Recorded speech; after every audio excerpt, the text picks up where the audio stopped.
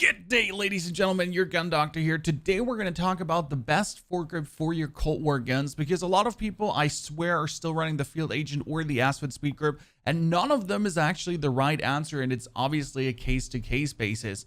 But what I figured out for myself with a lot of tests recently on the FFAR, Groza, AK, XM4, and others, then no foregrip up to surprising foregrips might be way better options for you than ever using the Field Agent foregrip. Let me show you some recoil plots. This is the FFAR, for example. No grip versus Field Agent. Also, what the hell? Why would you ever use the Field Agent grip? It does not do enough to warrant its usage. So you could replace it through whatever attachment. This is the Groza, for example. No grip versus Field Agent grip.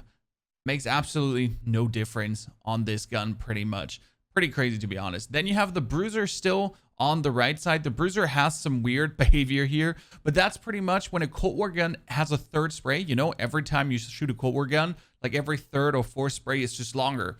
You might have noticed that on the FFAR, where it doesn't matter which, like you could shoot 8 times with the same attachments and there's one spray, which is completely like 20% more recoil suddenly.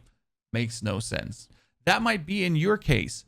A bruiser grip for more movement speed or hipfire accuracy, a scope as I do use it. Obviously, if you do like Iron Sight, you could even slap on a serpent wrap, or as I said, go for the bruiser grip or some of the other grips. And that's what we're going to be talking about in this video. Which other grip then would be an opportunity, would be an option to actually make your builds consecutively better than a Field Agent or a Speed Grip, whereas also a Field Agent grip removes your firing movement speed, ADS firing movement speed, so it actually makes you move slower, and the Speed Grip makes you move slower too while strafing. So that kind of sucks, both of them. So which grip now, if you still want to play a grip and not another attachment, might be the better one for you? This is a quick dirty example of the Mac 10 left side no grip, right side a grip. Again, no difference, especially as you're using the Mac 10 close quarter combat up to 10 meters. You don't need a grip. You could rather play a scope than a grip, and that would make more sense than playing a grip. But in this case, on the Mac 10, you could rather be playing a laser than a grip, because it makes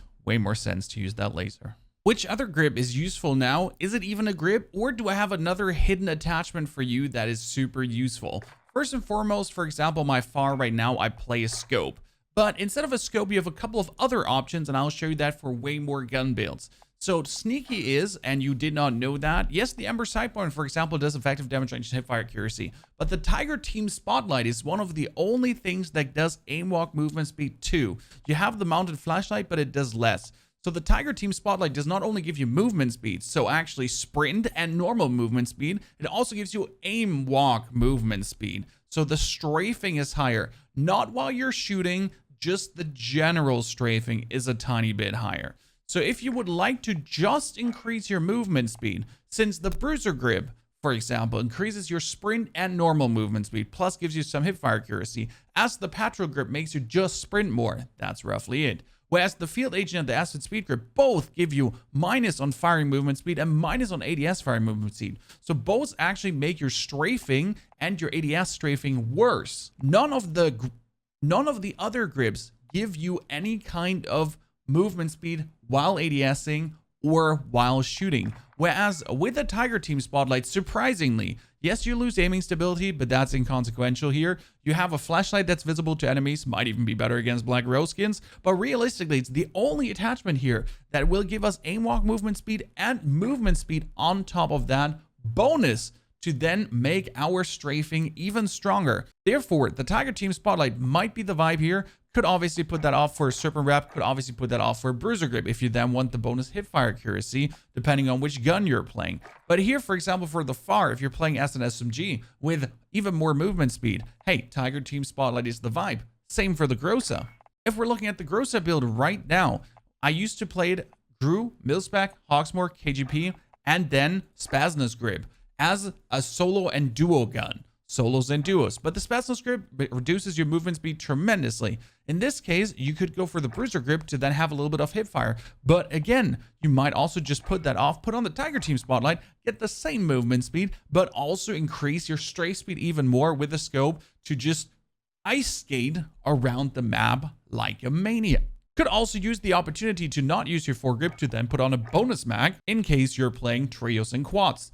So choose your poison here, but you have the absolute option to just increase your overall movement speed and your aim walking movement speed. Same goes for the XM4. This is usually the XM4 I've been playing, but the XM4 again has no recoil penalty big time from the field agent grip being away. So you have the absolute option now to add a Raider stock for even more strafing. You could put the Raider pad off just to be able to have more movement speed in total. You could even substitute the Ranger for a task force because the bonus of recoil, if you're using this as an SMG or a sniper support, is not that harsh. So you're good to go with a task force here. And then again, play the Raider pad. No foregrip needed. Way better gun than before. And you're going to be out-strafing, out-shooting, out-gunning your opponents left and right. And yes, this goes on and on and on. For your SMG too, for example, the MAC-10, I still don't feel like I can play the task force because the task force hurts me many times with the bonus recoil. If you can handle it, slap on the task force. Definitely 43 round drum mag or 53 round drum mag. If you don't want any time of ADS time penalty,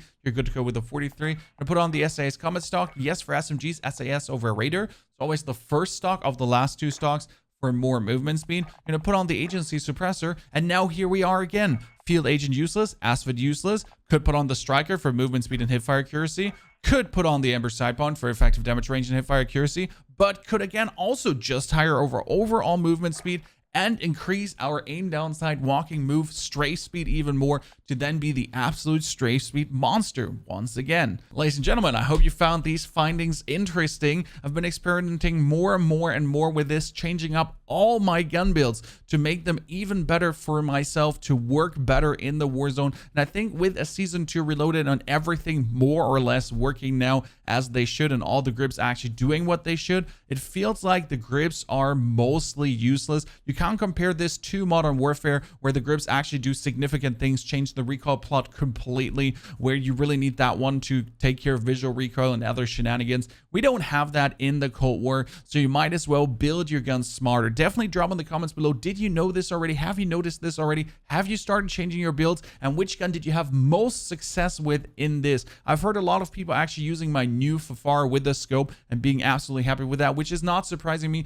because most of us that actually do play Warzone are filthy casuals and they need every single help they can get, and that's why we put a scope on that to give you even more pinpoint precision. But my Groza is now even better than it was before, and I removed the grip, and that's like the worst thing you could think about. Remove the grip to make the gun better. Yes, remove the grip to make the gun better, and it works like a charm. We're going to be testing this on the AK-47 too, because we're going to play some AK-47 sniper support build and kind of like a tiny AK-47 SMG to see how well that does actually then work together with the AOG or the M16, Tundra, whatever gun I could think about. I'm super excited for this, giving me more content to put out, but also more fun for you to share good builds. Don't forget, check the website. There's all the builds on FFAR.eu, keeping it updated so you can see the loadouts with the according YouTube videos to that. And yes, we have been playing the Tiny Magnums too. You'll be getting a Tiny Magnum video from me very soon. Also, it always shows you if we're live, so you can straight up go to the live stream, Twitter feed, second channel, everything you would be looking for. And if you want to join our Discord, hey, you're more than welcome. We have a great gaming community there. Don't forget to subscribe to find your way back for more amazing content. The live stream from 8 a.m. to 4 p.m. But if you're already on the loadout website, you'll know when we're live as always. Wish you a fantastic good time. Have a good time over dance. Drop in the comments below what you think about this, and see you in the next video.